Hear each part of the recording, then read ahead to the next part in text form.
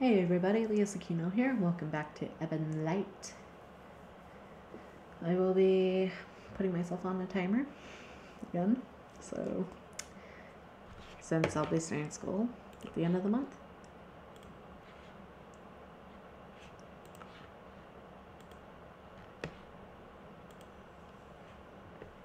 The strangeness began that night. I settled in my hammock and began to drift off to sleep when cold hands seized hold of my lungs, then squeezed suddenly and tight. My eyes flew open, but all I saw was the dark. The light was gone. I wanted to cry out, but I didn't seem to be able. I had lost my voice. No, I lost my throat. Panic was there, bubbling under my ribs. But on the surface, I was calm. My eyes were open, searching the blackness, eagerly waiting for the page to turn. But after that, I don't remember. I fell asleep, I think. Then we were arriving. We were home, but not my home. We had arrived in Gahalia. Around me, the elves spoke excitedly. They were happy their journey was at an end. A long time had passed, but I had no memory of it. My body was heavy, and I wondered if I had actually left the hammock. I felt concerned, but the worry was still dull in the back of my mind. Questions formed slowly. How did I know it was morning? How did I know we had arrived at our destination? How had I been asleep, or had I just forgotten? I gingerly stretched my legs and arms and slowly opened my eyes to the warm glow of the lanterns. The weight that I felt began to drain away. Despite my long, curious rest, I seemed to be awakening quickly.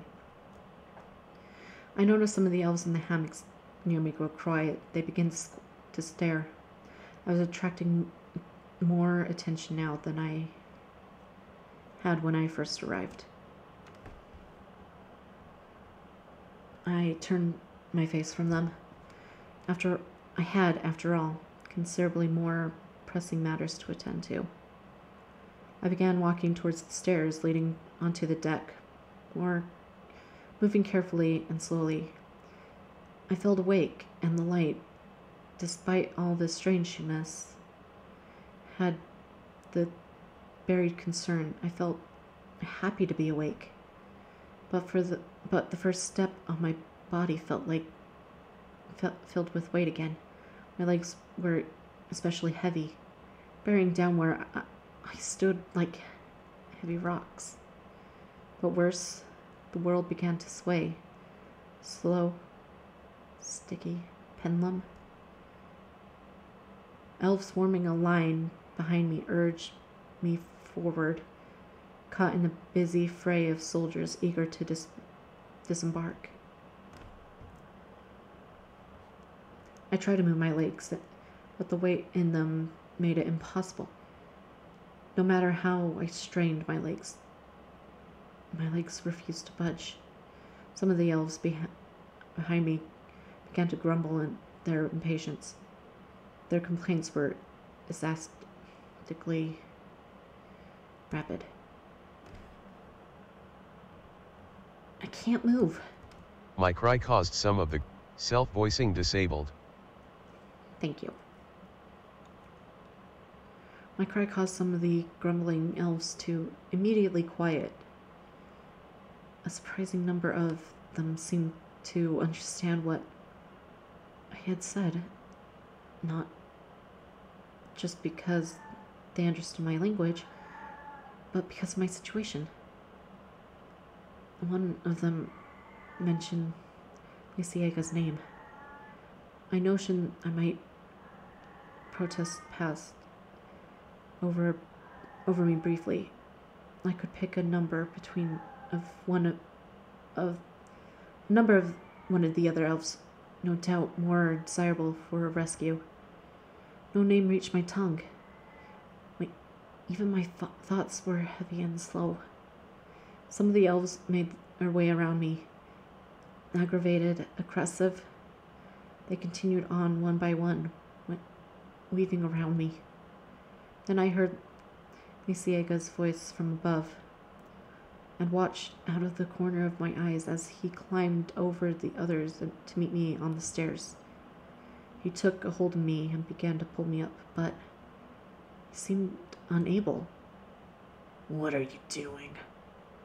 His voice betrayed both frustration and bewilderment. "Let go." I'm not holding on. "Then why can't?" He pulled again, and this time I budged and right up by the same force that pulled me.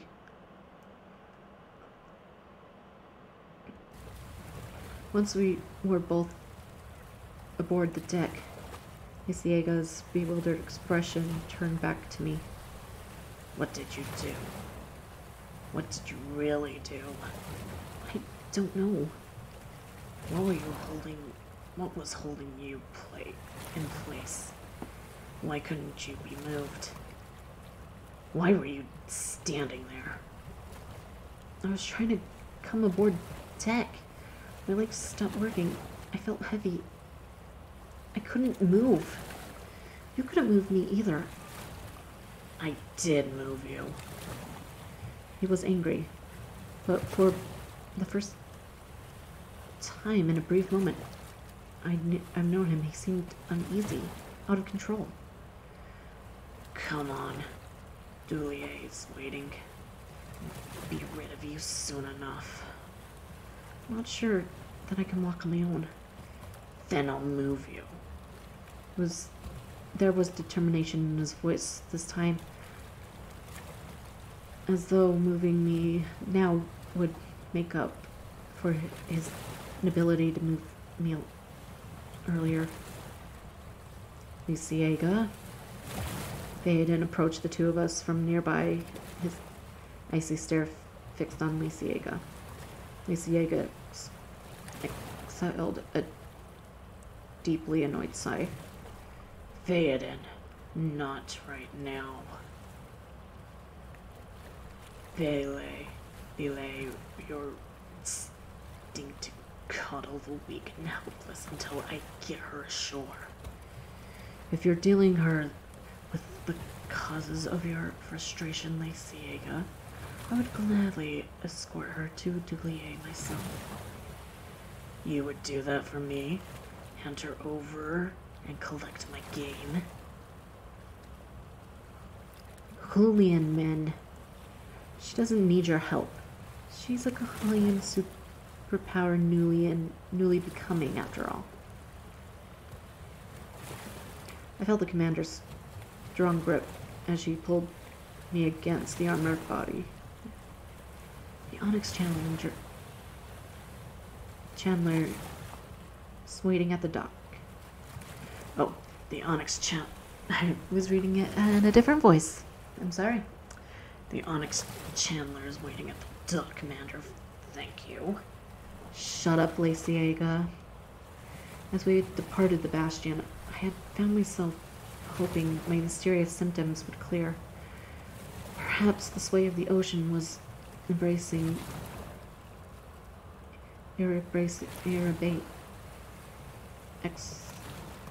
exacerbating me somehow. Perhaps I was seasick?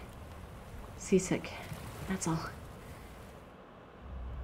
Listen, human, I don't know what Dulier has prepared for you, and it's true he's more powerful than he should be, but he doesn't have the proper authority, and he's not the only one interested in you or the Cathantiel.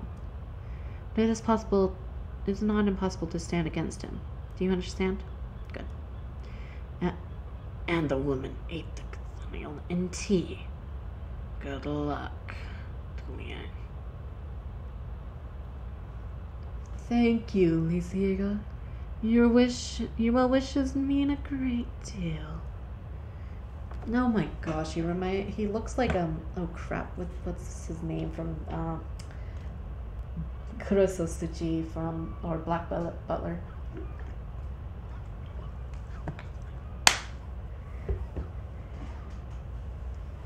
Viscount. The Viscount Druid. I heard a small click as Laciega was passed a small bag from a man with blindingly blonde hair when a blonde was ever blinding me. When had a blonde ever blinded me before? What was his hair actually made of? Dulier. Oh, my camera's probably covering up. And roll. Yeah, it's actually covering it up. So I'm gonna move my camera down here. I mean, look at him.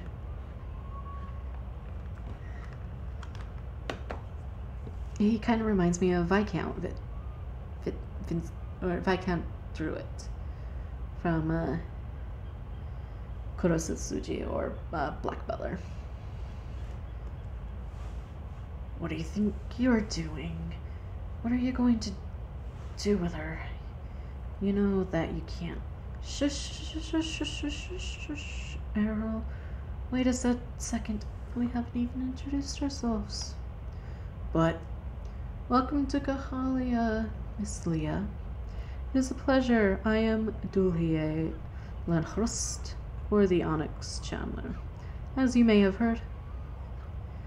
Calliope helped me steady myself. She lingered a moment until she was satisfied I could hold myself up on my own. Then she gave me an encouraging smile and busily went on her way. You're the Onyx Chandler? Yes. Again, it is a pleasure. You and I have much to discuss. Your hair. Oh, yes. Your hair. Oh, yes. We'll make it easy for you here. I'm easy to find in a crowd. It looks like looking into the sun. What's wrong with me? Or is it something wrong with him? The trip took a toll on you, Leah. Let's get you indoors. A little help, Errol. My brother would much prefer to assist you with this, Dulier. No, wait, I'm not going anywhere with you. Oh, well, I have no interest in forcing you. But I do believe I am the one that can really help you with your unfortunate predicament. You recall you ate my prize? I didn't do that on purpose. I expect not. He chuckled in a dry humor, while Errol sighs. If you did, then you would not be here. Not like this, would you? How would I be? Best not to dwell on that. With the ordeal that you've been through, I'm not lacking in compassion. Plucked out of some small isolated village, then the world spun out from beneath you. How did you know the world was spinning? The world is spinning, manhandled and correlated by the legs of Laciega. In this, the colorless isles of mine you probably can't tell up from down. I've eaten ancient Gahalian poison that's raining down on my body, making the world spin, and your hair's set of flame so blinding I can barely even look at you? Is that so? That sounds terrible. And what a poor first impression. Let me remind you, dear human, I can help you. For what? What would be the price?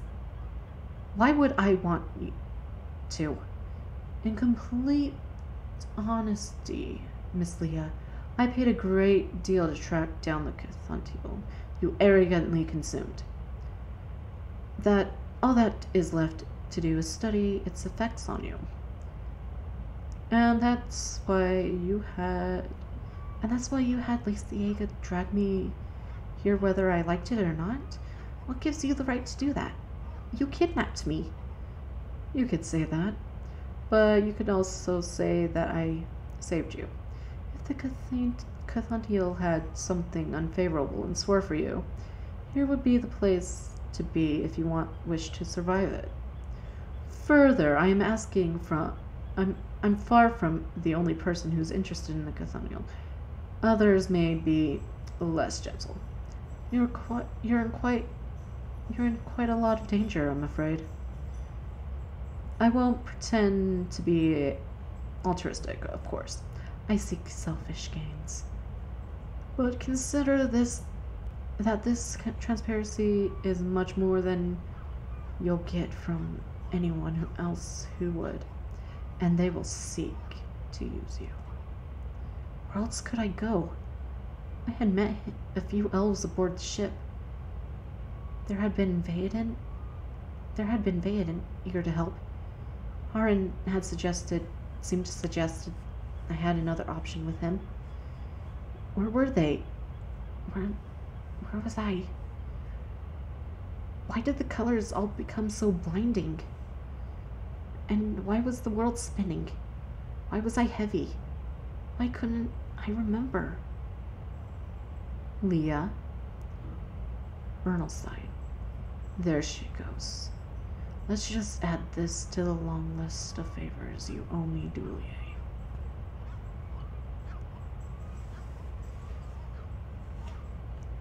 Let's take her inside.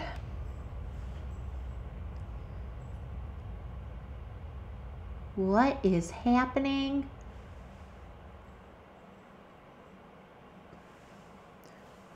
But right when... Do you think so? You're so. I could hear muffled voices. They weren't so far away. But they were speaking through perhaps a door. I lay somewhere soft, my body snugly sunk into cushions. I kept my eyes shut. Certainly not judgmental. Well, he's in love. That is, the weight from before was gone, but I was nervous. If I tried to move, and I couldn't, or what if I could move, only for the weight to have come back again? I wasn't even entirely sure I was alive. The ship was lost long before. The voices seemed to be moving. Closer, I think. As I lay still, a great wave of sleepiness took a hold of me. I was losing my grip on consciousness again. Of course I was. I willed my strength and determination and struggled against sleep. The overwhelming drowsiness grew more desperate, but I still struggled to maintain awareness. He is an ambitious man. It's not going to end there. Why? In all time, he has control. Why wouldn't he? Why wouldn't he? The voices were getting closer. Did Leah move? Had I? Try to move your arm. I hesitated. Then I gently moved my arm across my stomach. Everything was in working order, it seemed, for now. She's moving. Leah, can you hear me? Can you open your eyes? I could try.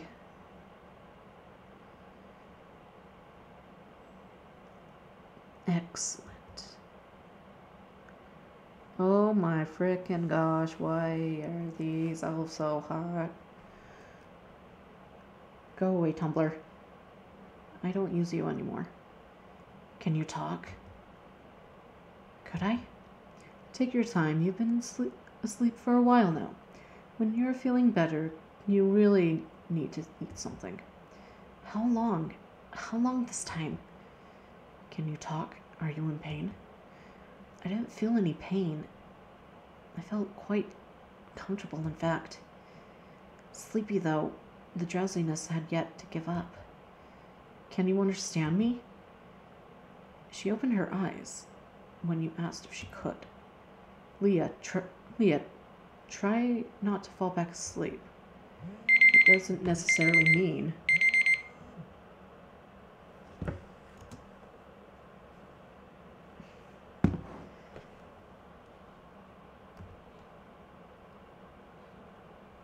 Self-voicing enabled. Self-voicing disabled.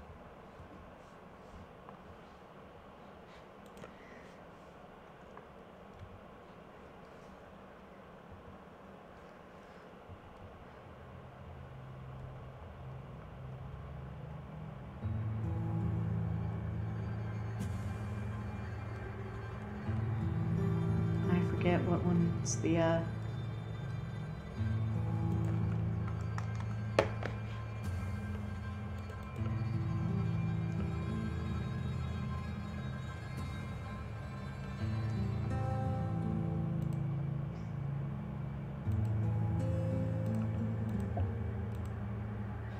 Ah.